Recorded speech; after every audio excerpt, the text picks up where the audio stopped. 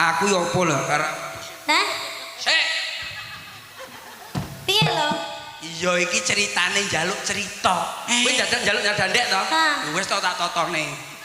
Menengo. Iki lakon, gek iki lakon apa to, Lek? Iki kok capek piye? Lu kok kene? Aku kan nyama. Lu kok kene kowe? Aku lho kene. Lah aku kirike kene.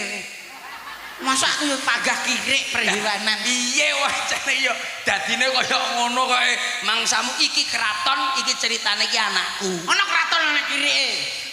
Iki ceritane anakku ape disunting karo wong liya. Ngono ceritane. Jane sing nyunting aku wae. Alah dapurmu kaya kloset nyunting. Dadi kirike wae kok dadi tumbale. Yo ditembak ndase nduk bisane anu.